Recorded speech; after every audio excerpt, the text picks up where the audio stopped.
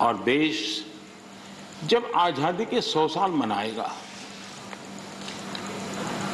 तब हमें देश को कहां ले जाना है, कैसे ले जाना है, किन किन योजनाओं के सहारे हम ले जा सकते हैं, इसके लिए ये बहुत ही महत्वपूर्ण समय है। और हम सभी राजनीतिक नेताओं ने, राजनीतिक क्षेत्र के कार्यकर्ताओं ने अपना ध्यान पर भी और देश का ध्यान भी आने वाले 25 साल के लिए देश को कैसे आगे ले जाना, इसके लिए केंद्रित करना चाहिए। और मुझे विश्वास है कि उससे जो संकल्प उभरेंगे, उस संकल्प में सबकी सामूहिक भागीदारी होगी,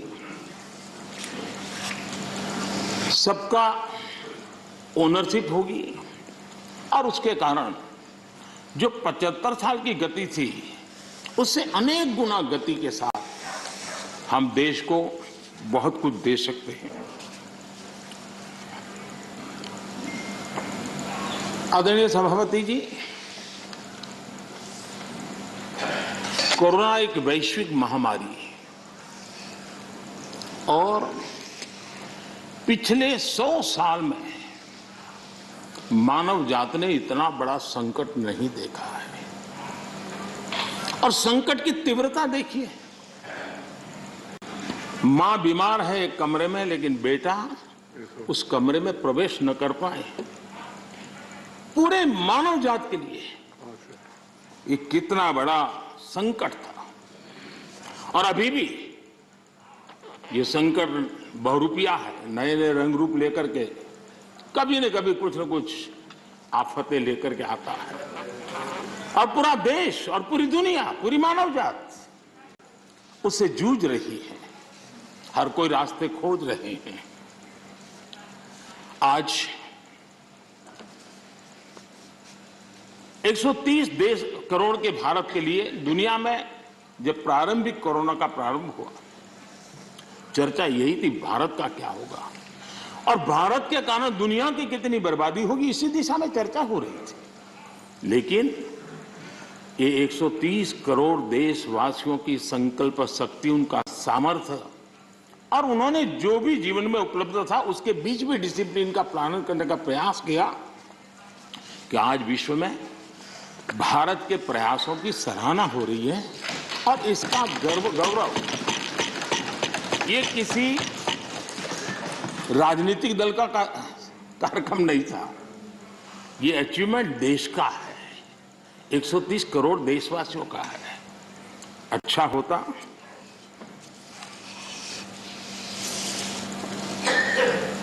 इसका यश लेने की भी कोशिश करते आप लोग तो आपके खाते में कुछ जमा होता, लेकिन अब ये भी सिखाना पड़े। खैर, वैक्सीनेशन के संबंध में अभी प्रश्नकाल में हमारे आदरणीय मंत्री जी ने विस्तार से बातें बताई है कि जिस प्रकार से भारत वैक्सीनेशन बनाने में, इनोवेशन में, रिसर्च में और उसके इम्प्लीमेंटेशन में आज भी दुनिया में वैक्सीन के खिलाफ बहुत बड़े आंदोलन चल रहे हैं। लेकिन वैक्सीन से मेरा लाभ हो या न लाभ हो, लेकिन कम से कम वैक्सीन लगाऊंगा तो मेरे कारण किसी और का नुकसान नहीं होगा। इस एक भावना ने 130 करोड़ देशवासियों को वैक्सीन लेने के लिए प्रेरित किया। ये भारत का मूलभूत चिंतन का प्रतिबिंब है जो विश्व के लोगों के सामने रखना हर हिंदुस्तानी का कर्तव्य है। सिर्फ खुद की रक्षा करने का विषय होता तो लूं या न लूं विवाद होता, लेकिन जब उसके मन में विचार आया कि मेरे कारण किसी को कष्ट न हो, अगर इसके लिए मुझे भी डोज लेना है तो मैं ले लूं, और उसने ले लिया। भारत की मानवता की हम गौरवपूर्ण रूप से दुनिया के सामने कह सकते हैं। आज 100% डोज के लक्ष्य की ओर हम तेज गति से आगे बढ़ रहे हैं। मैं सम्मानित सदस्य, ये सभी आदरणीय सदस्यों से इनके सामने हमारे फ्रंटलाइन वर्कर, हमारे हेल्थ केयर वर्कर्स, हमारे वैज्ञानिक, इन्होंने जो काम किया है उसकी सराहना करने से भारत की प्रतिभा तो खिलेगी, लेकिन इस प्रकार से जीवन खपाने वाले लोगों का भी हौसला बुलंद होगा और इसलिए सदन बड़े गौरव के साथ उनका अभिनंदन करता है, उनका धन्यवाद करता है। आदरणीय सभापति जी, इस कोरोना काल में 80 करोड़ से भी अधिक देशवासियों को इतने लंबे कालखंड के लिए मुफ्त राशन की व्यवस्था, उनका घर का चूल्हा कभी न जले, ऐसी स्थिति पैदा न हो, ये काम भारत ने करके दुनिया के सामने एक उदाहरण प्रस्तुत किया। इसी कोरोना काल में जबकि अनेक कठिनाइयां थी, बंधन थे, उसके बावजूद भी प्रगति में रुकावटों की बार ऑब्स्टेकल के बीच भी लाखों परिवारों को, गरीबों को पक्का घर देने के अपने वादे की दिशा में हम लगातार चलते रहे और आज गरीब का भी घर खर्चा लाखों में होता है। जितने करोड़ों परिवारों को एक घर मिला है ना, हर गरीब परिवार आज लखपति कहा जा सकता है। आदरणीय सभापति जी, इसी कोरोना काल में 5 करोड़ ग्रामीण परिवारों को नल से जल पहुंचाने का काम करके एक नया रिकॉर्ड प्रस्थापित किया। इसी कोरोना काल में जब पहला लॉकडाउन आया तब भी बहुत समझदारी के साथ कईयों से चर्चा करने के बाद थोड़ा साहस की भी जरूरत थी कि गांव में किसानों को लॉकडाउन से मुक्त रखा जाए। निर्णय बड़ा महत्वपूर्ण था, लेकिन किया और उसका परिणाम यह आया कि हमारे किसानों ने कोरोना के इस कालखंड में भी बम्पर पैदावार की और एमएसपी ने भी रिकॉर्ड खरीदी करके नए विक्रम प्रस्थापित किए। इसी कोरोना काल में इंफ्रास्ट्रक्चर से जुड़े हुए कई प्रोजेक्ट्स पूरे किए गए, क्योंकि हम जानते हैं कि ऐसे संकट के काल में इंफ्रास्ट्रक्चर पर जो इन्वेस्टमेंट होता है वो रोजगार के अवसरों को सुनिश्चित करता है और इसलिए हमने उस पर भी बल दिया ताकि रोजगार भी मिलता रहे और सारे प्रोजेक्ट्स हम पूरे भी कर पाए। कठिनाइयां थी लेकिन उसको कर पाए। इसी कोरोना काल में चाहे जम्मू कश्मीर हो चाहे नॉर्थ ईस्ट हो, हर कालखंड में विस्तार से इसका विकास की यात्रा को आगे बढ़ाया गया और उसको हमने चलाया है। इसी कोरोना कालखंड में हमारे देश के युवाओं ने खेल जगत के हर क्षेत्र में हिंदुस्तान का तिरंगा, हमारा परचम लहराने में बहुत बड़ा काम किया, देश को गौरव दिया। आज पूरा देश हमारे युवाओं ने खेल जगत में जिस प्रकार से प्रदर्शन किया है और कोरोना के इन सारे बंधनों के बीच उन्होंने अपनी तपस्या को कम नहीं होने दिया, अपनी साधना को कम होने नहीं दिया और देश को गौरव बढ़ाया है। आदरणीय सभापति जी, इसी कोरोना काल में आज जब हमारा देश का युवा स्टार्टअप यानी भारत का युवा एक पहचान बन गई है, एक सिनोनिमस हो गया है। आज हमारे देश के युवा स्टार्टअप के कारण स्टार्टअप की दुनिया में टॉप 3 में हिंदुस्तान को जगह दिला पाई है।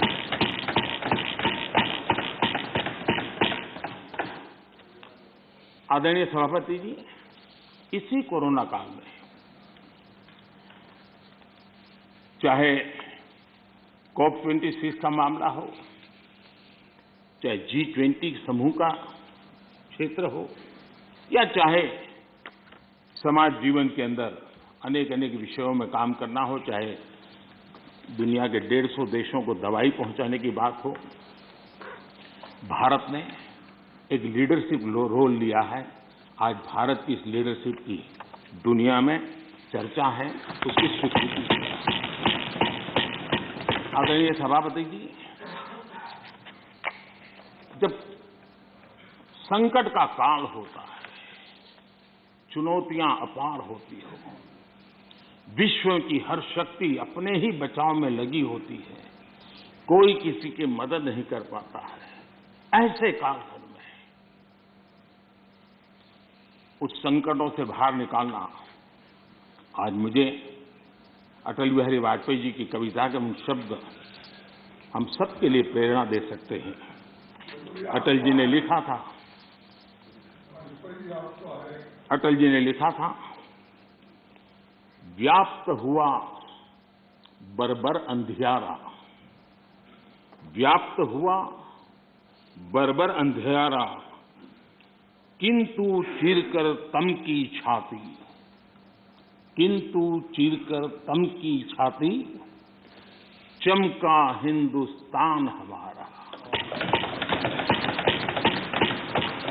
किंतु चीरकर तम की छाती, चमका हिंदुस्तान हमारा, शत शत आघातों को सहकर, शत शत आघातों को सहकर, जीवित हिंदुस्तान हमारा, जीवित हिंदुस्तान हमारा।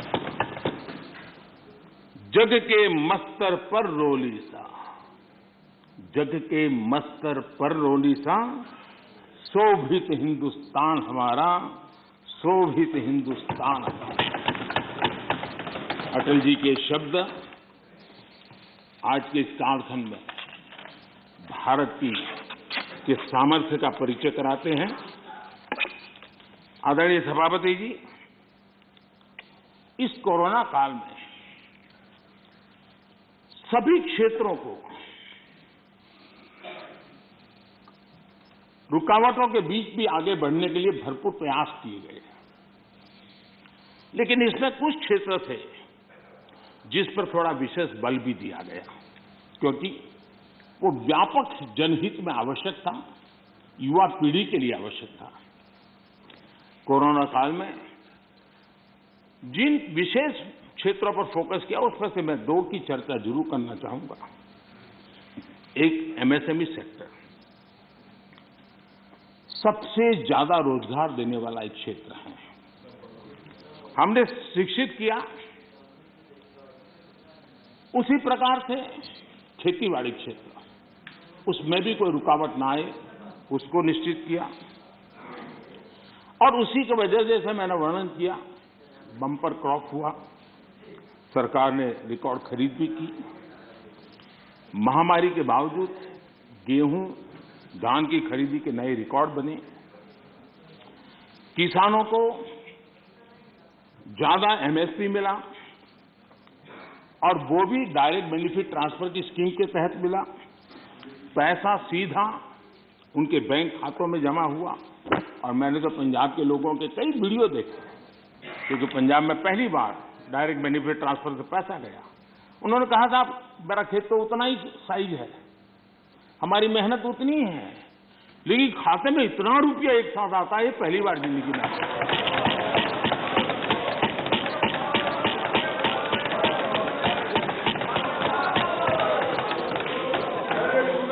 इससे संकट के समय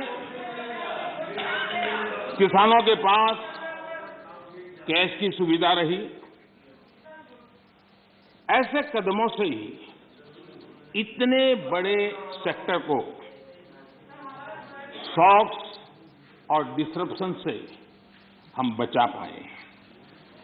इसी प्रकार से एमएसएमई सेक्टर, ये उन सेक्टरों में था जिसको आत्मनिर्भर भारत पैकेज का सबसे अधिक लाभ मिला। अलग अलग मंत्रालयों ने जो पीएलआई स्कीम लॉन्च की, उससे मैन्युफैक्चरिंग को बल मिला। भारत अब लीडिंग मोबाइल मैन्युफैक्चरर बन गया है और एक्सपोर्ट में भी उसका योगदान बढ़ रहा है। ऑटोमोबाइल और बैटरी, इस क्षेत्र में भी पीएलआई स्कीम उत्साहजनक परिणाम दे रही है। जब इतने बड़े स्तर पर मैन्युफैक्चरिंग, और वो भी ज्यादातर एमएसएमई सेक्टर के द्वारा होता है, तो स्वाभाविक है दुनिया के देशों से ऑर्डर भी मिलते हैं, ज्यादा अवसर भी मिलते हैं। और सच तो ये है कि इंजीनियरिंग गुड्स जो बड़ी मात्रा में एमएसएमई बनाते हैं, इस समय जो एक्सपोर्ट का आंकड़ा बड़ा बना है, उसमें ये इंजीनियरिंग गुड का भी बहुत बड़ा योगदान है। ये भारत के लोगों के कौशल्य का और भारत के एमएसएमई की ताकत को प्रदर्शित करता है। हमारी डिफेंस मैन्युफैक्चरिंग इंडस्ट्री को हम देखें, यूपी और तमिलनाडु में डिफेंस कॉरिडोर बना रहे हैं,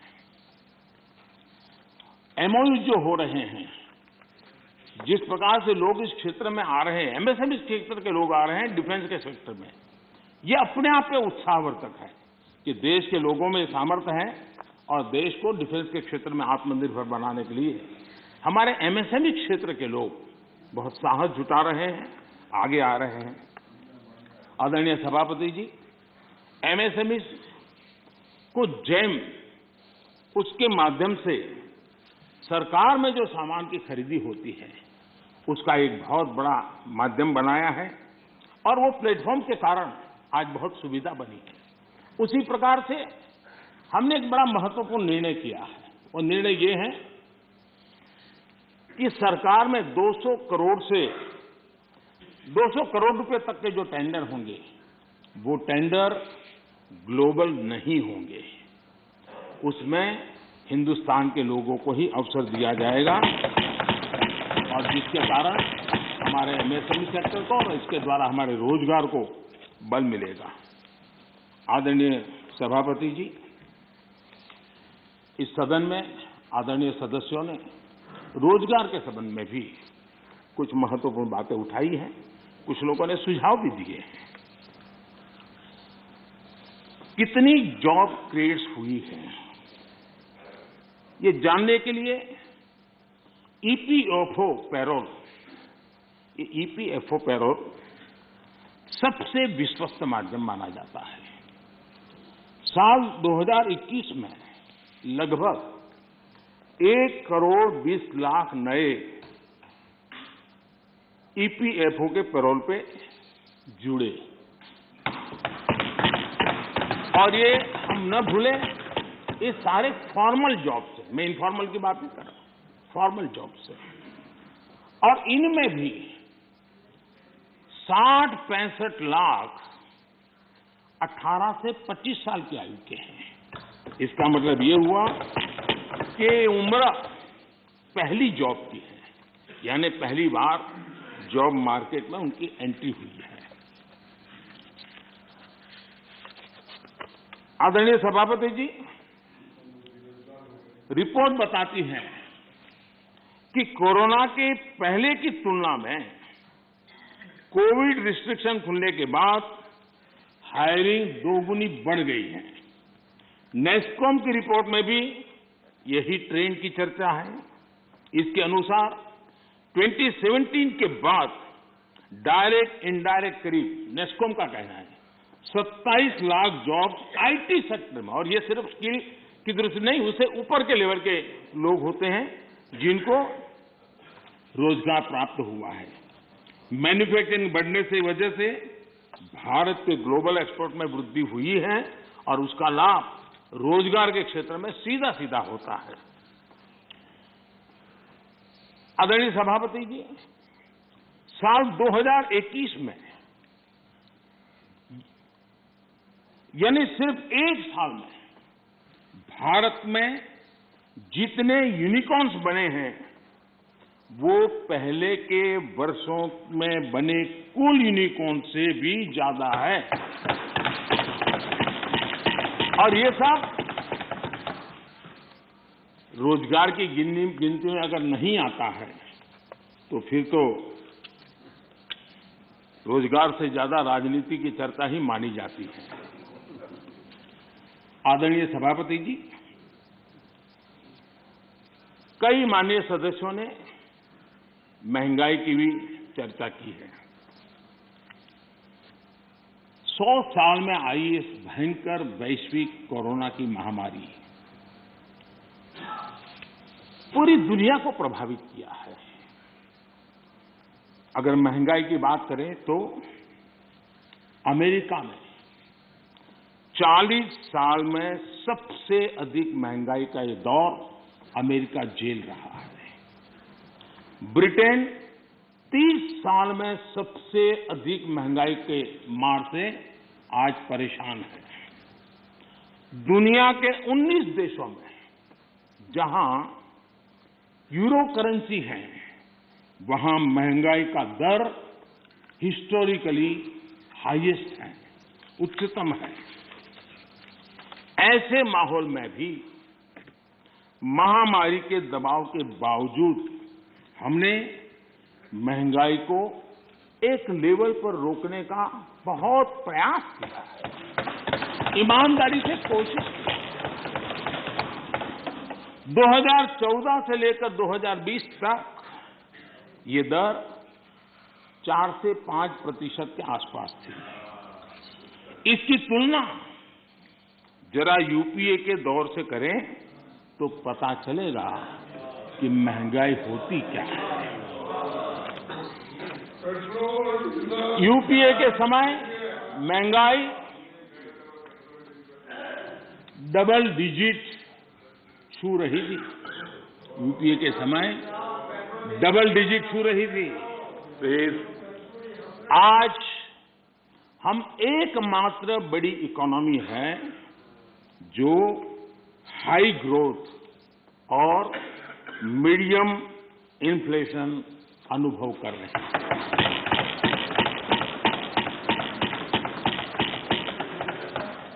बाकी दुनिया की इकोनॉमी को देखें तो वहां की अर्थव्यवस्थाओं में या तो ग्रोथ स्लो हुई है या फिर महंगाई दशकों के रिकॉर्ड तोड़ रही है। आदरणीय सभापति जी, इस सदन में कुछ साथियों ने भारत की निराशाजनक तस्वीर पेश की और पेश करने में आनंद आ रहा था, ऐसा भी लग रहा था। मैं जब इस प्रकार की निराशाएं देखता हूं तो फिर मुझे लगता है कि सार्वजनिक जीवन में उतार चढ़ाव आते रहते हैं, जय पराजय होता रहता है। उससे छाई हुई व्यक्तिगत जीवन की निराशा कम से कम देश पर नहीं थोपनी चाहिए।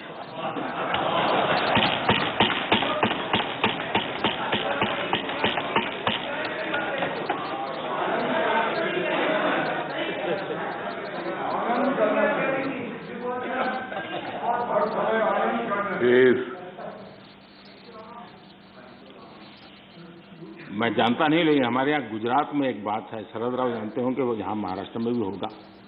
कहते हैं कि जब हरियाली होती है, खेतों हरे भरे होते हैं और किसी ने वो हरी भरी हरियाली देखी हो और उसी समय बाय एक्सीडेंट अगर उसकी आंखें चली जाए तो जीवन भर उसको वो हरे वाला आखिरी जो चित्र है वो रहता है।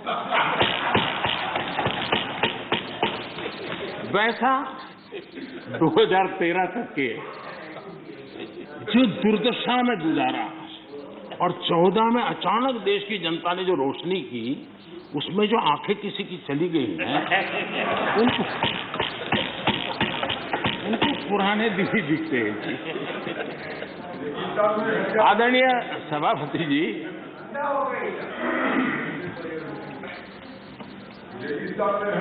हमारे यहाँ शास्त्रों में कहा गया है, महाजनों येन गतः स पंथाः, अर्थात महाजन लोग, बड़े लोग जिस पथ पर जाते हैं वही मार्ग अनुकरणीय होता है। मैं आदरणीय सभापति जी इस सदन में एक बात करना चाहता हूं। यहां कोई भी हो, किसी दिशा में बैठा हो, उधर हो, यहां हो, कोई भी हो, लेकिन जनप्रतिनिधि अपने आप में छोटा हो, बड़ा हो, क्षेत्र का लीडर होता है, नेतृत्व करता है। वो जो भी उसका कमांड एरिया होगा, वहां के लोग उसको देखते हैं, उसकी बातों को फॉलो करते हैं। और ऐसा सोचना ठीक नहीं है कि हम सत्ता में हैं तो लीडर, और वहां बैठ गए तो अरे रे क्या हो गया, ऐसा नहीं होता है। कहीं पर भी आप है, अगर जनप्रतिनिधि हैं, आप सच्चे अर्थ में लीडर है। और लीडर अगर इस प्रकार से सोचेगा, ऐसी निराशा से भरा हुआ लीडर होगा, तो क्या होगा भाई? क्या यहां बैठे तभी देश की चिंता करनी और वहां बैठे तो देश के अपने क्षेत्र के लोगों की नहीं करनी, ऐसा होता है क्या? किसी से नहीं सीखते तो शरद राव से सीखो। मैंने देखा है शरद राव इस उम्र में भी अनेक बीमारियों के बीच भी क्षेत्र के लोगों को प्रेरणा देते रहते हैं। हमें निराश होने की जरूरत नहीं भाई।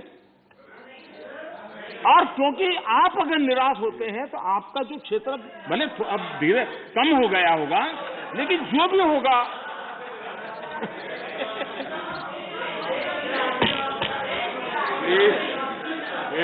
बैठ के रनिंग कमेंट्री करना उचित नहीं है, पद्धति में नहीं।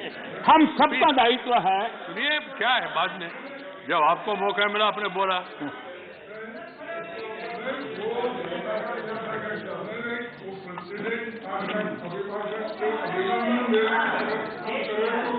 ठीक है, ठीक है। करके जी आपको बुलाएंगे। ठीक। नहीं, ये रिकॉर्ड में जाएगा नहीं। ये रिकॉर्ड में नहीं जा रहे, अननेसेसरी।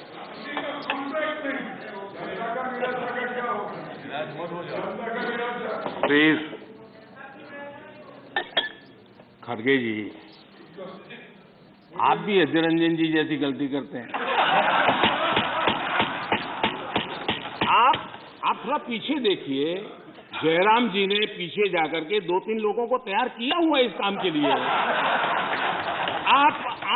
आप इस प्रतिष्ठा से रहिए, पीछे है, रखा है व्यवस्था। जयराम जी खास जाकर के बाहर जाकर के सूचना लेकर के आए, समझा रहे थे। अभी थोड़ी देर में शुरू होने वाला है।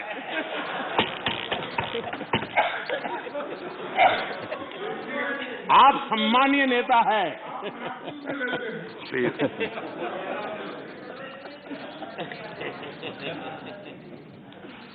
आदरणीय सभापति जी, सत्ता किसी की भी हो, सत्ता में कोई भी हो, लेकिन देश के सामर्थ्य को कम नहीं आंकना चाहिए।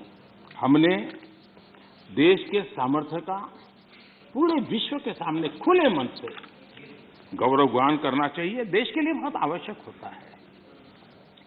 आदरणीय सभापति जी, सदन में हमारे एक साथी ने कहा, vaccination is not a big deal. Vaccination is not a big deal. मैं देखकर हैरान हूं, कुछ लोगों को भारत की इतनी बड़ी उपलब्धि नहीं लग रही है।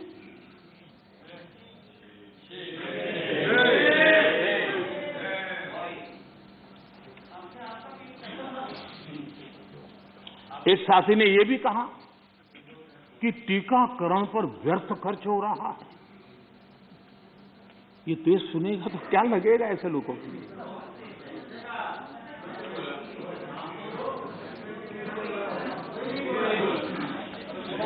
आदरणीय सभापति जी, कोरोना जब से मानव जात पर संकट में पैदा कर रहा है, सरकार ने देश और दुनिया में उपलब्ध हर संसाधन जुटाने के लिए भरपूर कोशिश की है।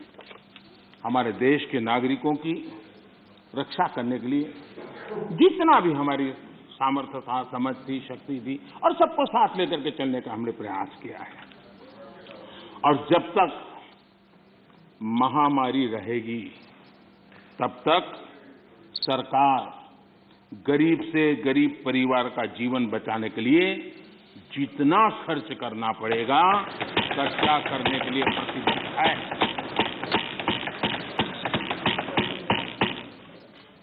लेकिन कुछ दल के बड़े नेता बीते 2 सालों में उन्होंने जो अपरिपक्वता दिखाई है उससे देश को भी बहुत निराशा हुई है। हमने देखा है कि कैसे राजनीतिक स्वार्थ में खेल खेले गए हैं। भारतीय वैक्सीन के खिलाफ मुहिम चलाई गई। थोड़ा सोचिए, जो पहले आपने कहा था आज जो हो रहा है इसको थोड़ा दोनों साथ मिलाकर देखिए। हो सकता है सुधार की संभावना हो तो कुछ काम आ जाएगा। आदरणीय सभापति जी, देश की जनता जागरूक है और मैं देश की जनता का अभिनंदन करता हूं कि उनके हर छोटे मोटे नेताओं ने ऐसी गलती की तो भी उसने इस संकट के समय ऐसी बातों को कान पर लिया नहीं और वैक्सीन के लिए कतार में खड़े रहकर के वैक्सीन दी। अगर ये न हुआ होता तो बहुत बड़ा खतरा हो जाता। लेकिन अच्छा हुआ, देश की जनता कुछ नेताओं से भी आगे निकल गई। ये देश के लिए अच्छा है। आदरणीय सभापति जी, इस पूरा कोरोना कालखंड एक प्रकार से फेडरल स्ट्रक्चर का उत्तम उदाहरण मैं कह सकता हूं। 23 बार शायद किसी एक प्रधानमंत्री को एक कार्यकाल में मुख्यमंत्रियों की इतनी मीटिंग करने का अवसर नहीं आया होगा। मुख्यमंत्रियों के साथ 23 मीटिंगें की गई और विस्तार से चर्चाएं की और मुख्यमंत्रियों के सुझाव और भारत सरकार के पास जो जानकारियां थी उसमें मिलजुल करके, क्योंकि सदन में राज्यों से जुड़े हुए वरिष्ठ नेता यहां बैठे हैं और इसलिए मैं ये कहना चाहूंगा, ये अपने आप में बहुत बड़ी घटना है। 23 मीटिंगें करना इस कालखंड में और विस्तार से चर्चा करके रणनीति बनाना और सबको ऑन बोर्ड लेकर के चलना, और चाहे केंद्र सरकार हो, राज्य सरकार हो या स्थानीय स्वराज की संस्था की इकाइयां हो, सबने मिलकर के प्रयास किया है। हम किसी की योगदान को कम नहीं आंकते, हम तो इसको देश की ताकत मानते हैं। लेकिन आदरणीय सभापति जी, कभी आत्मचिंतन करने की जरूरत है कुछ लोगों को। जब कोरोना की ऑल पार्टी मीटिंग बुलाई गई, सरकार की तरफ से विस्तार से प्रेजेंटेशन देना था और एक तरफ से कोशिश की गई कि कुछ दल न जाए, उनको समझाने की कोशिश हुई और खुद भी नहीं आए, ऑल पार्टी मीटिंग का बहिष्कार किया। और मैं शरद राव जी का फिर से आभार व्यक्त करना चाहूंगा।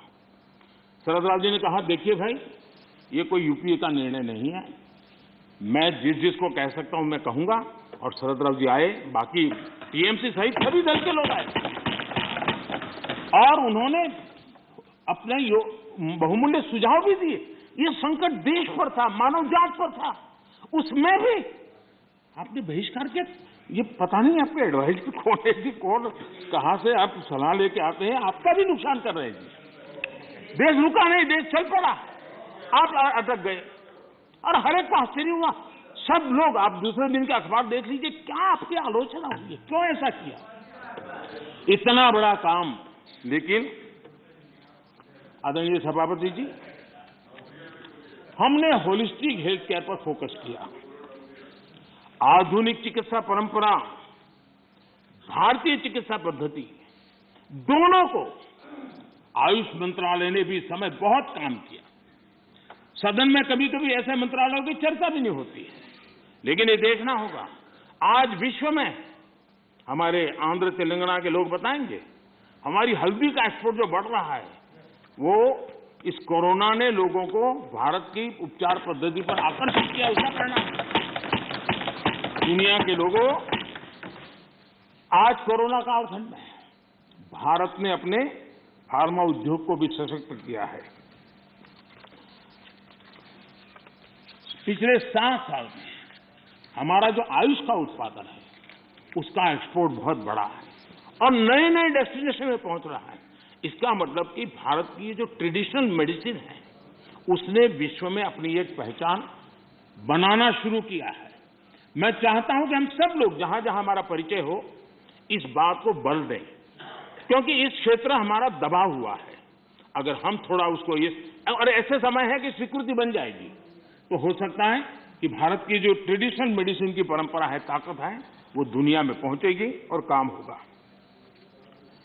आदरणीय सभापति जी, आयुष्मान भारत के तहत 80,000 से अधिक हेल्थ एंड वेलनेस सेंटर आज कार्यरत हैं और हर प्रकार की आधुनिक से आधुनिक सेवाओं करने के लिए उनको सजाया जा रहा है। ये सेंटर गांव और घर के पास ही फ्री टेस्ट समेत बेहतर प्राइमरी हेल्थ केयर सुविधा दे रहे हैं। ये सेक्टर कैंसर, डायबिटीज और दूसरी गंभीर बीमारियों को शुरुआत में ही डिटेक्ट करने के में मदद कर रहे हैं। 80,000 सेंटर बने हैं और इसको हम और बढ़ाने की दिशा में तेज गति से काम कर रहे हैं। यानी बहुत महत्वपूर्ण बीमारियों में भी, गंभीर बीमारियों में भी उनको स्थानीय स्तर पर मदद मिलने की संभावना है।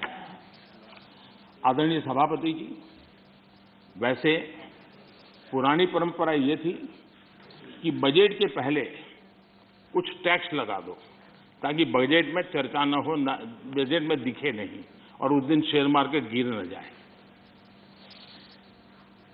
हमने ऐसा नहीं किया है, हमने उल्टा किया। हमने बजट के पहले 64,000 करोड़ रुपए पीएम आत्मनिर्भर स्वस्थ भारत योजना के तहत क्रिटिकल हेल्थ इंफ्रास्ट्रक्चर के निर्माण के लिए राज्यों के अंदर बांटे।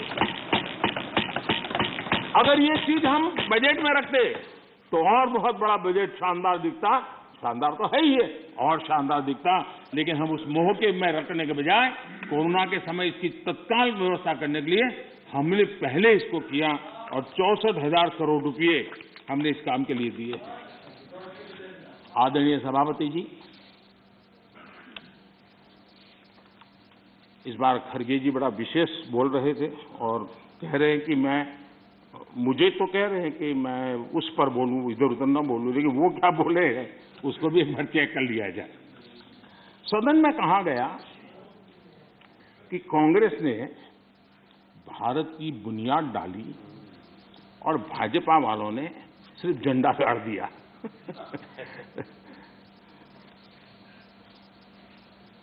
आदरणीय सभापति जी,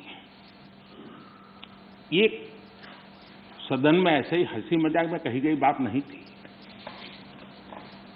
ये उस गंभीर सोच का परिणाम है और वही देश के लिए खतरनाक है।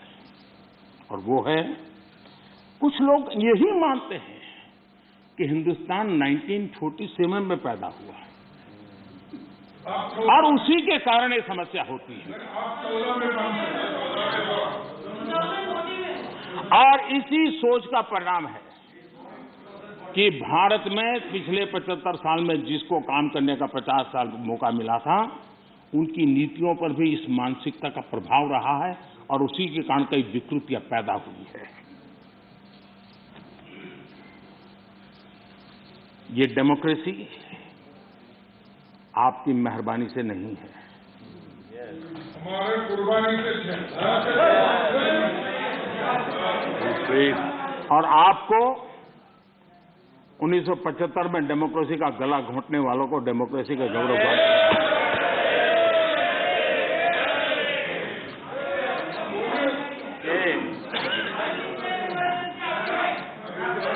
आदरणीय सभापति जी, ये 47 में पैदा हुए हैं ना, ऐसी जो सोच वाले लोग हैं, उन्होंने एक बात दुनिया के सामने गाजे बाजे के साथ कहनी चाहिए थी, वो कहने से कतरा गए। हमें गर्व के साथ कहना चाहिए था कि भारत मदर इंडिया ये मदर ऑफ डेमोक्रेसी है।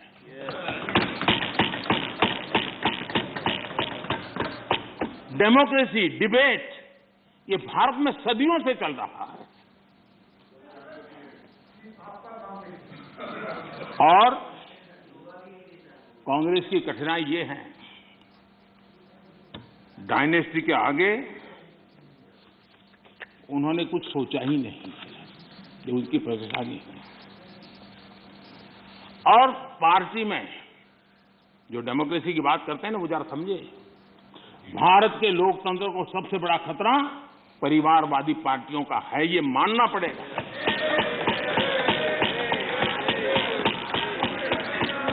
और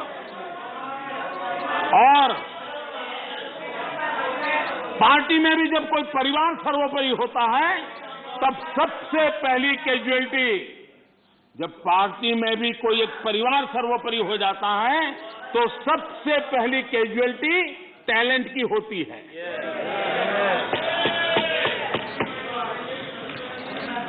देश ने अरसे तक इस सोच का बहुत नुकसान उठाया है। मैं चाहता हूं कि सभी राजनीतिक दल लोकतांत्रिक आदर्शों और मूल्यों को अपने दलों में भी विकसित करें, उसको समर्पित करें और हिंदुस्तान की सबसे पुरानी पार्टी के रूप में कांग्रेस इसकी जिम्मेवारी ज्यादा उठाएं। आदरणीय सभापति जी, यहां पर यह कहा गया कि कांग्रेस न होती तो क्या होता।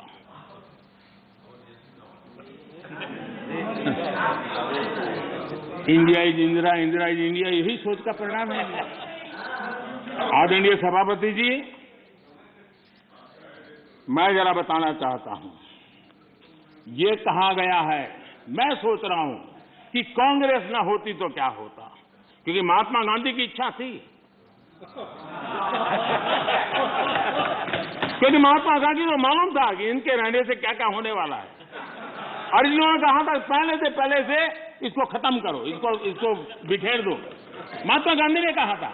लेकिन अगर ना होती महात्मा गांधी की इच्छा के अनुसार, अगर हुआ होता, अगर महात्मा गांधी की इच्छा के अनुसार कांग्रेस न होती, तो क्या होता? लोकतंत्र परिवारवाद से मुक्त होता। भारत विदेशी चश्मे के बजाय स्वदेशी संकल्पों के रास्ते पर चलता। अगर कांग्रेस न होती तो इमरजेंसी का कलंक न होता। अगर कांग्रेस न होती तो दशकों तक करप्शन को संस्थागत बनाकर नहीं रखा जाता। अगर कांग्रेस न होती तो जातिवाद और क्षेत्रवाद की खाई इतनी गहरी न होती। अगर कांग्रेस न होती तो सिखों का नरसंहार न होता। सिखों का नरसंहार न होता। सालों साल पंजाब आतंकी आग में न जलता। अगर कांग्रेस न होती तो कश्मीर के पंडितों को कश्मीर छोड़ने की नौबत न आती। अगर कांग्रेस न होती तो बेटियों को तंदूर में जलाने की घटनाएं न होती। अगर कांग्रेस न होती तो देश के सामान्य मानवी को घर, सड़क, बिजली, पानी, शौचालय, मूल सुविधाओं के लिए इतने सालों तक इंतजार न करना पड़ता। आदरणीय सभापति जी, मैं गिनता रहूंगा। खड़गे जी, आपने भी 1 घंटा बोला। You are leader of the opposition.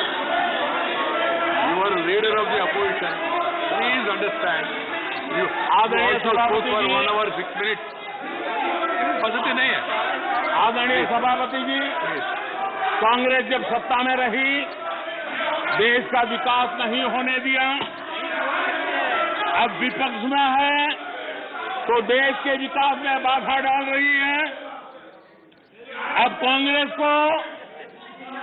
को नेशन पर भी आपत्ति है, नेशन पर आपत्ति है। यदि नेशन इसकी कल्पना गैर संवैधानिक है तो आपकी पार्टी का नाम इंडियन नेशनल कांग्रेस क्यों रखा गया?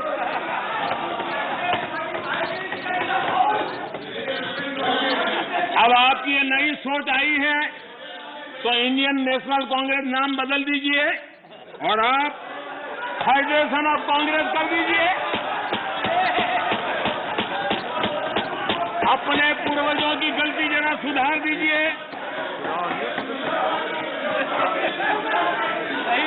आदरणीय सभापति जी, आदरणीय सभापति जी, यहाँ पर Nothing will go on record without my permission. आदरणीय सभापति जी, Without my permission, nothing will go on record. Any comment? Federalism को लेकर भी Prime Minister Congress, is TMC और लेफ्ट सहित अनेक साथियों ने यहाँ बड़ी बड़ी बातें की। जरूरी भी है क्योंकि ये राज्यों के वरिष्ठ नेताओं का ये सदन है, लेकिन सभी साथियों को आदरणीय सभापति जी,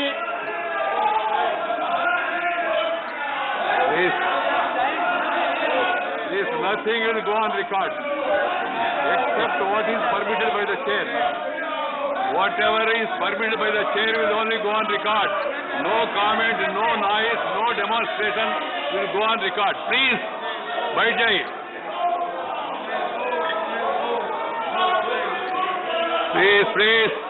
Please. The Prime Minister is intervening. I have permitted it. It will only go on record. Ramdas ji, आप चिंता मत करिए. आप चिंता मत करिए. जो जाना है वो जाएगा. आप क्यों चिंता करते हैं? प्रधानमंत्री जी, yes. That is your comment, na? So let the people decide. When we speak, we don't bother about all this. धन्यवाद आदरणीय सभापति जी। लोकतंत्र में सिर्फ सुनाना ही नहीं होता है, सुनना भी लोकतंत्र का हिस्सा है। लेकिन सालों तक उपदेश देने की आदत रखी है, इसलिए जरा बातें सुनने में मुश्किल हो रहा है। आदरणीय सभापति जी, फेडरलिज्म को लेकर कांग्रेस, टीएमसी और लेफ्ट सहित अनेक साथियों ने यहां कई विचारों को प्रस्तुत किया है और बहुत स्वाभाविक है, और इस सदन में इसकी चर्चा होना और स्वाभाविक है क्योंकि यहां राज्य के वरिष्ठ नेता, उनका मार्गदर्शन इस सदन में हमें मिलता रहता है। लेकिन जब ये बात करते हैं तब मैं आज सबसे आग्रह करूंगा कि हम फेडरलिज्म के संबंध में हमारे जो कुछ भी विचार हैं, कभी बाबा साहब आंबेडकर को जरूर पढ़ें, बाबा साहब आंबेडकर की बातों का स्मरण करें। बाबा साहब आंबेडकर जी ने जो संविधान सभा में कहा था, उसी को मैं कोट कर रहा हूं। और बाबा साहब आंबेडकर ने कहा था, ये फेडरेशन एक यूनियन है क्योंकि यह अटूट है। प्रशासनिक सुविधा हेतु देश और लोगों को विभिन्न राज्यों में विभाजित किया जा सकता है। प्रशासन के लिए विभिन्न राज्यों में विभाजित किया जा सकता है।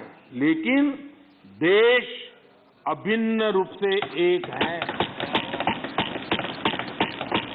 उन्होंने एडमिनिस्ट्रेटिव व्यवस्थाएं और नेशन की कल्पना को स्पष्ट किया है और ये बाबा साहब आम्बेडकर ने संविधान सभा में कहा है। मैं समझता हूं फेडरलिज्म को समझने के लिए बाबा साहब आम्बेडकर के इतने गहन विचारों से अधिक मैं समझता हूं कि मार्गदर्शन के लिए किसी बात की जरूरत है। लेकिन विशेषता ये है, क्या हुआ है हमारे देश में? फेडरलिज्म के इतने बड़े बड़े भाषण दिए जाते हैं, इतने उपदेश दिए जाते हैं, हम क्या वो दिन भूल गए जब एयरपोर्ट पर जरा जरा सी बातों के लिए मुख्यमंत्री हटा दिए जाते थे? आंध्र प्रदेश के पूर्व मुख्यमंत्री टी अंजय जी के साथ क्या हुआ था, ये सदन के अनेक नेता अच्छी तरह जानते हैं। प्रधानमंत्री के बेटे को एयरपोर्ट पर उनका प्रबंध पसंद नहीं आया तो उनको बर्खास्त कर दिया। इसने आंध्र प्रदेश के करोड़ों लोगों की भावनाओं को आहत किया था। इसी प्रकार कर्नाटका के लोकप्रिय मुख्यमंत्री वीरेंद्र पाटिल जी को भी अपमानित करके पद से हटाया गया था, वो तब जब वो बीमार थे। हमारी सोच कांग्रेस की तरह संकीर्ण नहीं है। हम संकीर्ण सोच के साथ काम करने वाले लोग नहीं हैं। हमारी सोच में राष्ट्रीय लक्ष्यों, राष्ट्रीय टारगेट्स और रीजनल एस्पिरेशंस, उसके बीच में हम कोई कॉन्फ्लिक्ट नहीं देखते हैं। हम मानते हैं कि रीजनल एस्पिरेशंस को उतने ही इज्जत के साथ एड्रेस करना चाहिए, समस्याओं का समाधान करना चाहिए। और भारत की प्रगति भी तब होगी जब देश विकास को ध्यान में रखते हुए रीजनल एस्पिरेशंस को एड्रेस करें। ये दायित्व बनता है। जब हम इस बात को कहते हैं देश को आगे बढ़ाना, लेकिन इसकी ये भी शर्त है कि जब राज्य प्रगति करते हैं तब देश की तरक्की होती है। राज्य प्रगति न करे और देश की तरक्की के लिए हम सोचे तो हो नहीं सकता है। और इसलिए पहली शर्त है राज्य प्रगति करे तब देश की तरक्की होती है। और जब देश की तरक्की होती है, देश समृद्ध होता है, देश के अंदर समृद्धि आती है, तो समृद्धि राज्यों में पर्कोलेट होती है और इसके कारण देश समृद्ध बनता है। इस सोच के साथ हम चलते हैं। और मैं तो जानता हूं, मैं गुजरात में था, मुझ पर क्या क्या जुल्म हुए हैं दिल्ली सरकार के द्वारा, इतिहास गवाह है। क्या कुछ नहीं हुआ मेरे साथ, गुजरात के साथ क्या क्या क्या नहीं हुआ। लेकिन उस कालखंड में भी हर दिन, आप मेरे रिकॉर्ड देख लीजिए, मुख्यमंत्री के नाते मैं हमेशा एक ही बात कहता था कि गुजरात का मंत्र क्या है, देश के विकास के लिए गुजरात का विकास। हमेशा दिल्ली में किसकी सरकार है सोच करके नहीं करते थे, देश के विकास के लिए गुजरात का विकास। और यही फेडरलिज्म में हम सबका दायित्व यही बनता है कि हम देश के विकास के लिए अपने राज्यों का विकास करेंगे, ताकि दोनों मिलकर के देश को नई ऊंचाई पर ले जाएंगे। और यही तरीका सही तरीका है, उसी रास्ते पर चलना हमारे लिए जरूरी है। और ये बहुत दुखद है, जिनको दशकों तक सरकार चलाने का मौका मिला और उन्होंने राज्यों के साथ कैसे कैसे दमन किए थे। सब यहां बैठे हैं, भुक्तभोगी लोग बैठे हुए हैं, कैसे कैसे दमन किया था। करीब करीब 100 बार राष्ट्रपति शासन ला करके राज्य सरकार, चुनी हुई राज्य सरकारों को उखाड़ के फेंक दिया। आप किस मुंह से बातें कर रहे हो? और इसलिए लोकतंत्र का भी आपने सम्मान किया। और वो कौन प्रधानमंत्री है जिसने अपने कालखंड में 50 सरकारों को उखाड़ के फेंक दिया था, राज्य की 50 सरकारों को। आदरणीय सभापति जी, इन सारे विषयों के जवाब हर हिंदुस्तानी जानता है और उसी की सजा आज उनको भुगतनी पड़ रही है। देश उनको स्वीकार कर लेता है। आदरणीय सभापति जी, कांग्रेस के हाईकमांड जो है, उनकी नीति 3 प्रकार से कामों को लेकर के चलती है। एक, पहले डिस्क्रेडिट करो, फिर डिस्टेबलाइज करो और फिर डिसमिस करो। इसी तरीके से अविश्वास पैदा करो, अस्थिर करो और फिर बर्खास्त करो। इन्हीं बातों को लेकर के चले हैं। आप जरा बताइए आदरणीय सभापति जी, मैं आज कहना चाहता हूं कि फारूक अब्दुल्ला जी की सरकार को किसने अस्थिर किया था? चौधरी देवीलाल जी की सरकार को किसने अस्थिर किया था? चौधरी चरण सिंह जी की सरकार को किसने अस्थिर किया था? पंजाब में सरदार बादल की सरकार के किसने बर्खास्त किया था? महाराष्ट्र में बाला साहब ठाकरे को बदनाम करने के लिए किसने डरते टिक्स का उपयोग किया था? कर्नाटका में रामकृष्ण हेगड़े और एसआर बोम्बई की सरकार को किसने गिराया था? 50 के दशक में केरला की चुनी हुई कम्युनिस्ट सरकार को किसने गिराया था? उस कालखंड में 50 साल पहले तमिलनाडु में इमरजेंसी के दौरान करुणानिधि जी की सरकार को किसने गिराया था? 1980 में एमजीआर की सरकार को किसने डिसमिस किया था? आंध्र प्रदेश में किसने एनटीआर की सरकार को अस्थिर करने की कोशिश की थी? और वो भी जब वो बीमार थे। वो कौन सा दल है जिसने मुलायम सिंह जी यादव जी को सिर्फ इसलिए तंग किया था क्योंकि मुलायम सिंह जी केंद्र की बातों के साथ सहमत नहीं होते थे?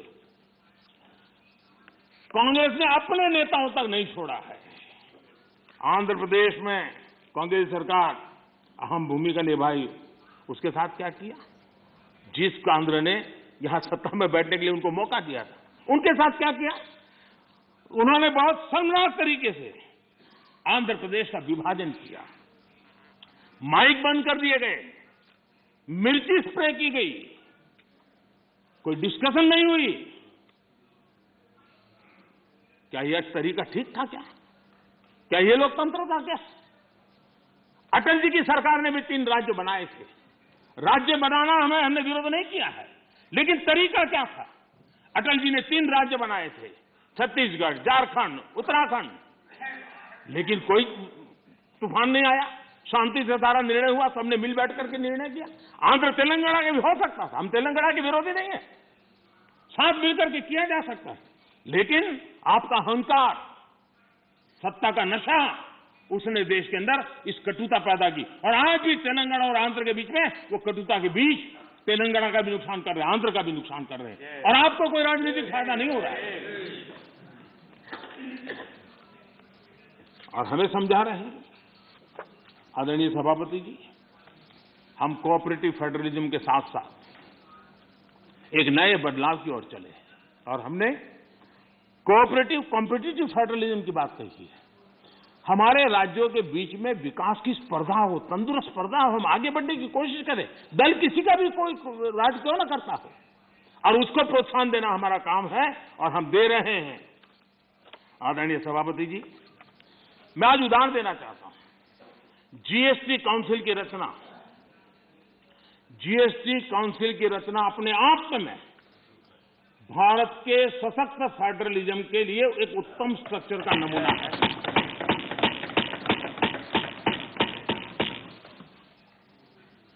रेवेन्यू के अहम निर्णय जीएसटी काउंसिल में होते हैं और राज्यों के वित्त मंत्री और भारत के वित्त मंत्री सभी इक्वल टेबल पर बैठ करके निर्णय करते हैं। कोई बड़ा नहीं, कोई छोटा नहीं, कोई आगे नहीं, कोई पीछे नहीं, सब साथ मिलकर के दे। और देश को गर्व होना चाहिए, इस सदन को ज्यादा गर्व होना चाहिए कि जीएसटी के सारे निर्णय, सैकड़ों निर्णय हुए हैं, सबके सब सर्वानुमति से हुए। सभी राज्यों के वित्त मंत्री और भारत के वित्त मंत्री ने मिलकर के किए हैं। इससे बड़ा फेडरलिज्म का उत्तम स्वरूप क्या हो सकता है? कौन इसका गौरव नहीं करेगा? लेकिन हम इसका भी गौरव नहीं करते हैं। आदरणीय सभापति जी, एक और उदाहरण मैं देना चाहता हूं फेडरलिज्म का। हमने देखा कि जैसे सामाजिक न्याय ये देश में बहुत अनिवार्य होता है, वरना देश आगे नहीं बढ़ता है। वैसे भी क्षेत्रीय न्याय भी उतना ही जरूरी होता है। अगर कोई क्षेत्र विकास में पीछे रह जाएगा तो देश आगे नहीं बढ़ सकता है। और इसलिए हमने एक योजना बनाई, एस्पिरेशनल डिस्ट्रिक्ट। देश में 100 से ऐसे डिस्ट्रिक्ट चुने, अलग अलग पैरामीटर के आधार पर चुने गए, राज्यों के साथ मशवरा करके चुने गए, और उन 100 से अधिक जो डिस्ट्रिक्ट हैं वो राज्य के जो एवरेज डिस्ट्रिक्ट है उसकी बराबरी तो कम से कम आ जाए तो बहुत कम हो जाएगा। और उस काम को हमने किया, और आज मैं बड़े संतोष के साथ कहूंगा, बड़े गौरव के साथ कहूंगा, योजना का विचार भले भारत सरकार को आया, लेकिन एक राज्य को छोड़कर के सभी राज्यों ने इसको ओन किया। 100 से अधिक जिलों की स्थिति बदलने के लिए केंद्र सरकार, राज्य सरकार और जिला इकाई आज मिलकर के काम कर रहे हैं, और उसमें सभी दलों की सरकार वाले राज्य हैं। ऐसा नहीं है कि वो भारतीय जनता पार्टी के राज्य वाली सरकारें हैं, और सबने मिलकर के इतने उत्तम परिणाम दिए हैं कि बहुत कम समय में एस्पिरेशनल डिस्ट्रिक्ट कई पैरामीटर में अपने राज्य की एवरेज से भी कुछ आगे निकल गए हैं। और ये मैं समझता हूं कि उत्तम से उत्तम काम है।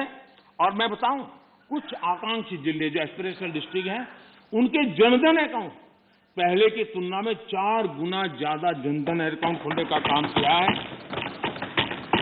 हर परिवार में शौचालय मिले, बिजली मिले, इसके लिए भी उत्तम काम इस एस्पिरेशनल डिस्ट्रिक्ट में सभी राज्यों ने मिलकर के किया है। मैं समझता हूं यही फेडरल स्ट्रक्चर का उत्तम उदाहरण है, और उसी से देश की प्रगति के लिए फेडरल स्ट्रक्चर का ताकत का उपयोग होना, ये उसका उदाहरण है। आदरणीय सभापति जी, मैं आज एक और कैसे आर्थिक मदद होती है राज्यों को, किस तरीके से नीतियां कैसे बदलाव लाने से परिवर्तन आता है, उसका भी उदाहरण देना चाहता हूं। वो भी एक समय था जब हमारे प्राकृतिक संसाधन सिर्फ कुछ लोगों की तिजोरियां भरने के लिए काम आते थे। ये दुर्दशा हमने देखी है, उसकी चर्चाएं बहुत चली है। अब इस संपदा राष्ट्र का खजाना बढ़ रही है। हमने कोयले और माइनिंग सेक्टर में रिफॉर्म किए। 2000 में हमने पारदर्शी प्रक्रिया के साथ खनिज संसाधनों का ऑक्शन किया। हमने रिफॉर्म्स की प्रक्रिया को जारी रखा, जो जैसे वैध लाइसेंस की बिना चार्ज के ट्रांसफर, 50% प्रोड्यूसर्स की ओपन मार्केट में सेल बिक्री, अर्ली ऑपरेशनलाइजेशन पर 50% रिबेट। बीते एक साल में माइनिंग रेवेन्यू लगभग 14,000 करोड़ रुपए से बढ़कर लगभग 35,000 करोड़ रुपए पर पहुंचा है। ऑक्शन से जितना भी रेवेन्यू आया वो राज्य सरकारों को मिला है। ये निर्णय किया है, सबसे बड़ी बात ये है, ये सुधार जो लागू है इसमें राज्य का ही भला हुआ है, और राज्य का भला होने में देश का भला है ही है। कोऑपरेटिव फेडरलिज्म का इस क्षेत्र इतना बड़ा महत्वपूर्ण निर्णय, और उड़ीसा इस रिफॉर्म्स को लागू करने में अग्रिम राज्य रहा। मैं उड़ीसा के मुख्यमंत्री जी को अभिनंदन देता हूं कि उनकी सरकार ने सारे रिफॉर्म्स को हमारे साथ कंधे से कंधा मिलाकर के काम किया है। आदरणीय सभापति जी, यहां पर यह भी चर्चा हुई कि हम इतिहास बदलने की कोशिश कर रहे हैं। कई बार बोला जाता है, बाहर भी बोला जाता है, और कुछ लोग लिखा जाते हैं। मैं देख रहा हूं कि कांग्रेस एक प्रकार से अर्बन नक्सल के चुंगाल में फंस गई है। उनकी पूरी सोचने के तरीकों को अर्बन नक्सलों ने कब्जा कर लिया है, और इसलिए उनकी सारी सोच गतिविधि डिस्ट्रक्टिव बन गई है, और देश के लिए चिंता का विषय, बड़ी गंभीरता से सोचना पड़ेगा। अर्बन नक्सल ने बहुत चालाकीपूर्वक कांग्रेस की इस दुर्दशा का फायदा उठा करके उसके मन को पूरी तरह कब्जा कर लिया, उसके विचार प्रवाह को कब्जा कर लिया है, और उसी के कारण बार बार ये बोल रहे हैं इतिहास बदल रहा है। आदरणीय सभापति जी, हम सिर्फ कुछ लोगों की याददाश्त को ठीक करना चाहते हैं, थोड़ा उनका मेमोरी पावर बढ़ाना चाहते हैं। हम कोई इतिहास बदल नहीं रहे हैं। कुछ लोगों का इतिहास कुछ ही साल से शुरू होता है, हम जरा उसको पहले ले जा रहे हैं और कुछ नहीं कर रहे हैं। अगर उनको 50 साल के इतिहास में ही मजा आता है तो हमको 100 साल तक ले जा रहे हैं, किसी को 100 साल तक मजा आता है तो हम 200 साल के इतिहास में ले जाते हैं, किसी को 200 से जाता है हम 300 ले जाते हैं। अब जो 300 साढ़े 300 ले जाएंगे तो छत्रपति शिवाजी का नाम आएगा ही आएगा। हम तो उनकी मेमोरी को सतेज कर रहे हैं, हम इतिहास बदल नहीं रहे। कुछ लोगों का इतिहास सिर्फ एक परिवार तक सीमित है, क्या करें इसका। और इतिहास तो बहुत बड़ा है, बड़े पहलू है, बड़े उतार चढ़ाव है, और हम इतिहास के इस दीर्घकालीन कालखंड को याद कराने का प्रयास कर रहे हैं, क्योंकि गौरवपूर्ण इतिहास को भुला देना इस देश के भविष्य के लिए ठीक नहीं है। ये हम अपना दायित्व समझते हैं और इसी इतिहास से सबक लेते हुए हमने आने वाले 25 साल में देश को नई ऊंचाइयों पर ले जाने का एक विश्वास पैदा करना है। और मैं समझता हूं ये अमृत कालखंड अब इसी से आगे बढ़ने वाला है। इस अमृत कालखंड में हमारी बेटियां, हमारे युवा, हमारे किसान, हमारे गांव, हमारे दलित, हमारे आदिवासी, हमारे पिछड़े, समाज के हर तबके का योगदान हो, उनकी भागीदारी हो, उसको लेकर के हम आगे बढ़े। कभी कभी हम 1857 के स्वतंत्र संग्राम की ओर देखेंगे, हमारे आदिवासी क्षेत्रों में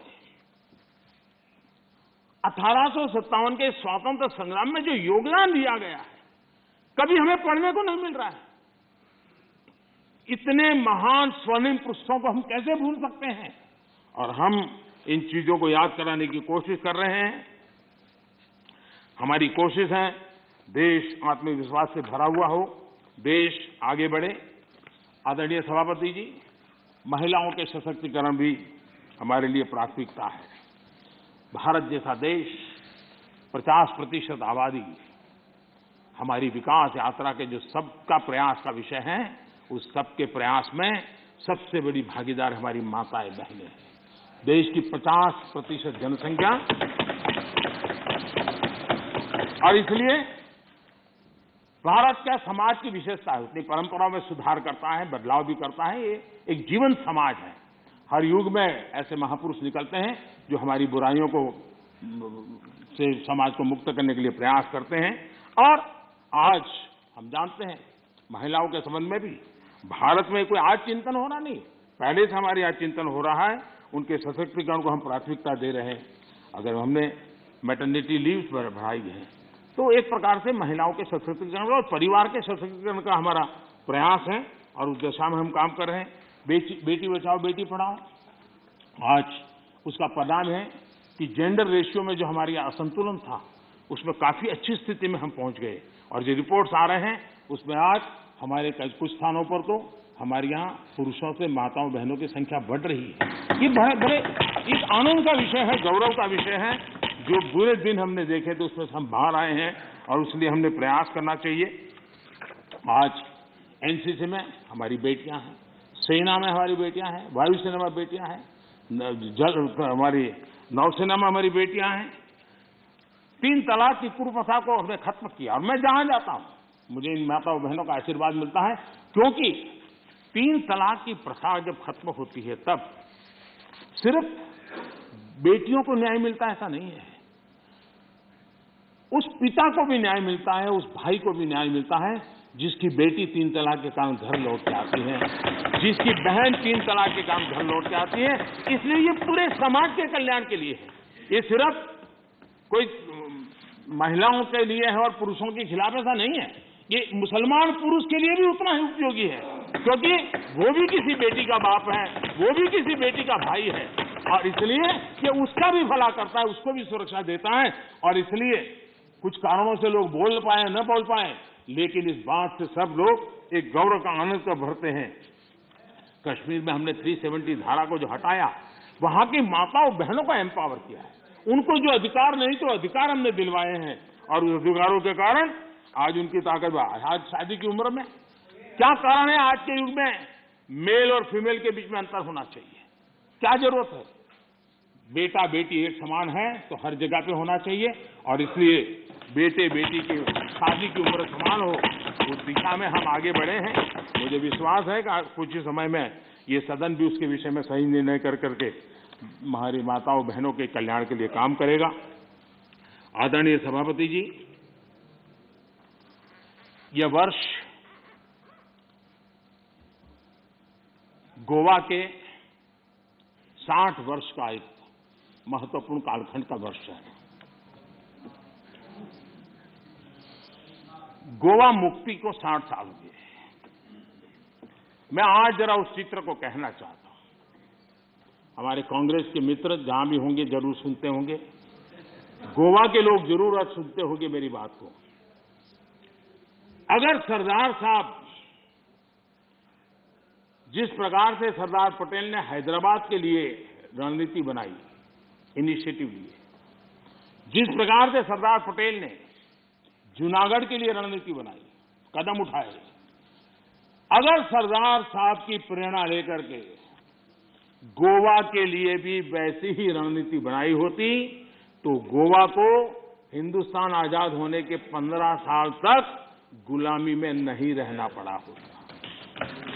भारत की आजादी के 15 साल के बाद गोवा आजाद हुआ और उस समय के 60 साल पहले के अखबार, उस जमाने की मीडिया रिपोर्ट बताती है कि तब के प्रधानमंत्री अंतर्राष्ट्रीय छवि का क्या होगा, ये उनकी सबसे बड़ी चिंता का विषय था। पंडित नेहरू को दुनिया में मेरी छवि बिगड़ जाएगी तो, और इसलिए उनको लगता था कि गोवा की औपनिवेशिक सरकार पर आक्रमण करने से उनकी जो एक ग्लोबल लीडर की शांतिप्रिय नेता की छवि है वो चकनाचूर हो जाएगी।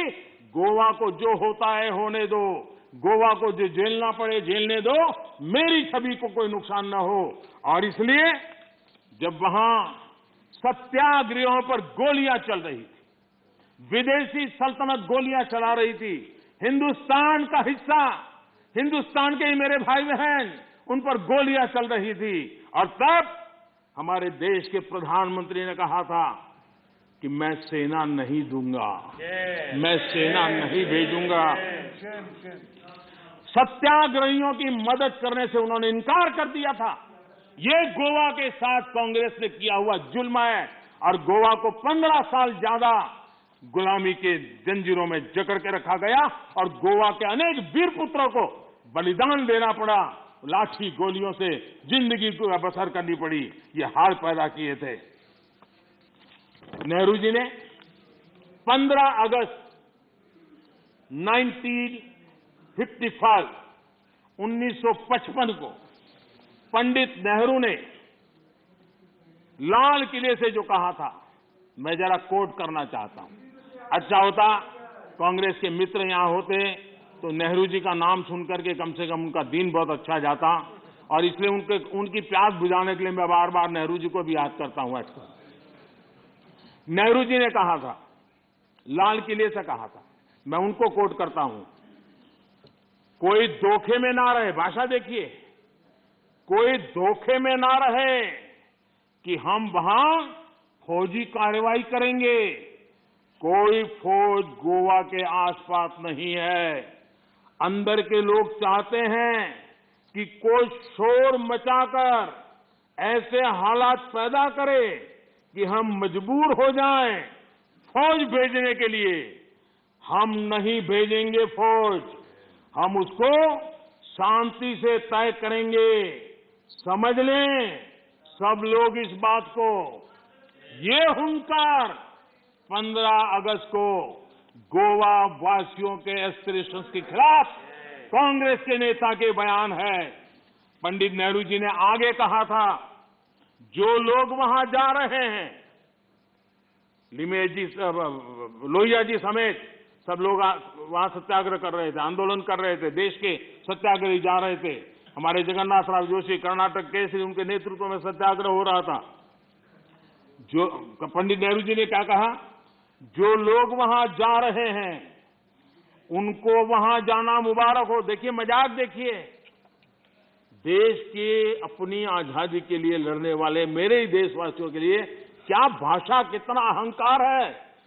वो लोग वहां जा रहे हैं, उनको वहां जाना मुबारक हो, लेकिन ये भी याद रखें कि अपने को सत्याग्रही कहते हैं तो सत्याग्रह के उसूल, सिद्धांत और रास्ते भी याद रखें। सत्याग्रह की पीछे फौजें नहीं चलती और ना ही फौजों की पुकार होती है। असहाय छोड़ दिया गया मेरे देश के नागरिकों को। ये गोवा के साथ किया। गोवा की जनता कांग्रेस के इस रवैये को कभी भूल नहीं सकती है। आदरणीय सभापति जी, हमें यहां फ्रीडम ऑफ एक्सप्रेशन पर भी बड़े भाषण दिए गए और आए दिन हमको जरा समझाया जाता है। मैं जरा आज एक घटना कहना चाहता हूं और ये घटना भी गोवा के एक सपूत की घटना है। गोवा के एक सम्मानीय गोवा की धरती की एक बेटी की कथा है। अभिव्यक्ति के संबंध में क्या होता था, कैसे होता था, ये उदाहरण मैं देना चाहता हूं। व्यक्ति स्वतंत्रता की बातें करने वाले लोगों का इतिहास मैं आज खोल रहा हूं। क्या किया है। लता मंगेशकर जी के निधन से आज पूरा देश दुखी है। देश को बहुत बड़ी खोट है। लेकिन लता मंगेशकर जी का परिवार गोवा का है, लेकिन उनके परिवार के साथ कैसा सलूक किया, ये भी देश को जानना चाहिए।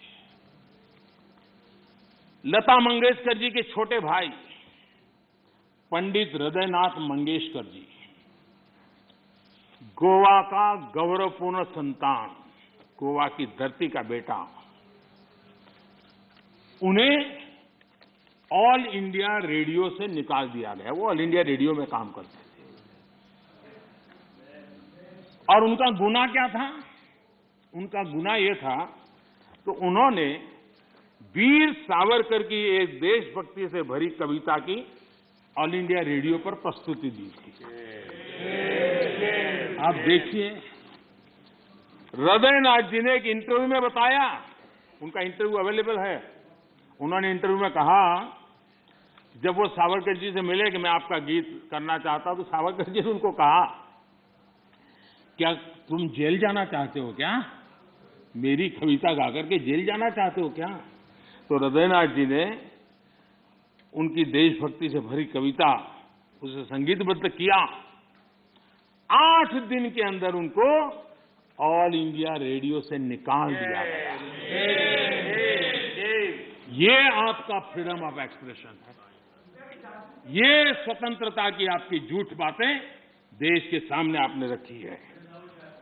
कांग्रेसी सरकारों ने दौरान किस प्रकार जुल्म हुए, ये सिर्फ हृदयनाथ मंगेशकर जी गोवा के बेटे के साथ हुए ऐसे नहीं, इसकी सूची काफी लंबी है। मजरू सुल्तानपुरी जी को पंडित नेहरू की आलोचना करने के लिए 1 साल जेल में बंद कर दिया गया। नेहरू जी के रवैये की आलोचना करने के लिए प्रोफेसर धर्मपाल जी को जेल में डाल दिया गया था। प्रसिद्ध संगीतकार किशोर कुमार जी को इमरजेंसी में इंदिरा जी के सामने न झुकने के कारण, इमरजेंसी के पक्ष में न बोलने के कारण उनको आपातकाल में उनको भी निकाल दिया गया था। हम सभी जानते हैं कि एक विशेष परिवार के खिलाफ अगर कोई थोड़ी सी भी आवाज उठाता है, जरा भी आंख ऊंची करता है, तो क्या होता है। सीताराम केसरी को हम भली भांति जानते हैं, क्या हुआ ये हमें पता है। आदरणीय सभापति जी, मेरी सदन के सदस्यों से, सभी से प्रार्थना है कि भारत के उज्जवल भविष्य पे भरोसा करें। 130 करोड़ देशवासियों के सामर्थ्य पर हम भरोसा करें। हम बड़े लक्ष्य लेकर के इसी सामर्थ्य के आधार पर देश को नई ऊंचाई पर ले जाने के लिए हम कृत संकल्पी बने।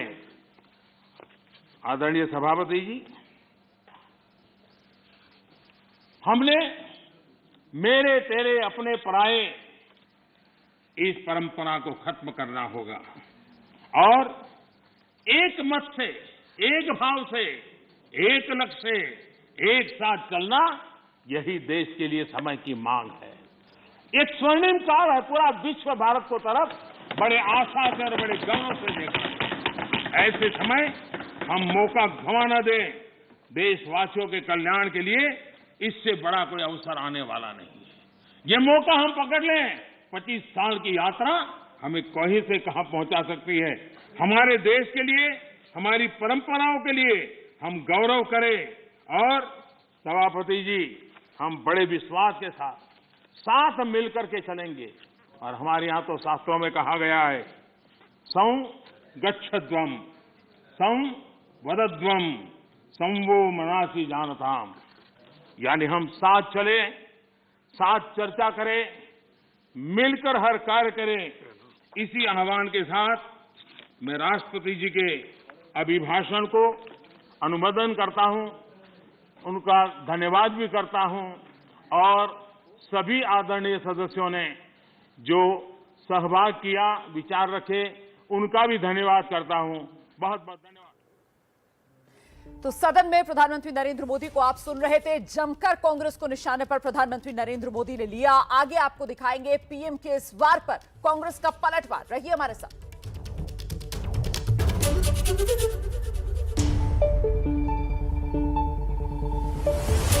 और साथ ही बीजेपी के संकल्प पत्र में कितने वादे?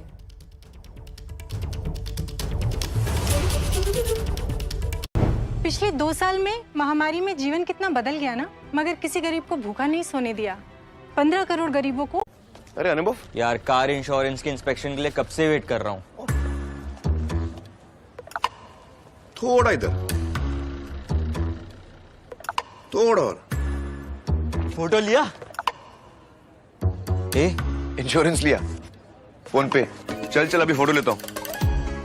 हम फोटोज खींच के कार इंश्योरेंस रिन्यू हो जाए तो टेंशन छोड़ो, इंश्योरेंस लो फोन पे। अरे अनुभव यार, कार इंश्योरेंस के इंस्पेक्शन के लिए कब से वेट कर रहा हूँ। थोड़ा इधर, थोड़ा और। फोटो लिया? इंश्योरेंस लिया? फोन पे। चल अभी फोटो लेता हूँ।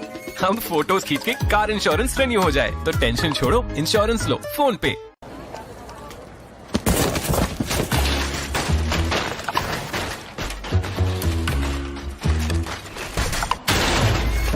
हम मिनटों में बाइक इंश्योरेंस मिले तो टेंशन छोड़ो, इंश्योरेंस लो फोन पे। नमस्कार, मैं हूं विकास और अब बजट के ऐलान से ज्यादा एक शानदार अपडेट। क्रेड आपके क्रेडिट कार्ड बिल पेमेंट्स पर दे रहा है कैशबैक और रिवॉर्ड। तो क्रेड ऐप डाउनलोड कीजिए, अपने क्रेडिट कार्ड बिल्स का भुगतान कीजिए और पाइए 100% तक का कैशबैक। सेविंग्स अकाउंट से बिजनेस लोन्स तक, इंश्योरेंस से होम लोन्स तक, हम करते हैं सभी जरूरतें पूरी। चंडीगढ़ से चेन्नई तक, अहमदाबाद से अगरतला तक, हम हैं आपके लिए उपस्थित। अपनी ब्रांचेस से आपके डोर स्टेप तक, फोन बैंकिंग से नेट बैंकिंग तक, आप चुने अपना जरिया। म्यूचुअल फंड से गोल्ड लोन्स तक, फिक्स डिपॉजिट से पर्सनल लोन्स तक, बंधन बैंक देता है सभी के लिए संपूर्ण बैंकिंग सुविधाएं।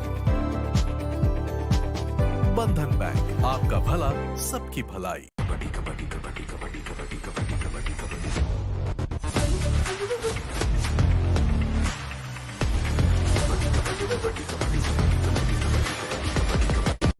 देश की मिट्टी से जुड़ा है ये खेल और इस मिट्टी से जुड़े हैं आप और हम।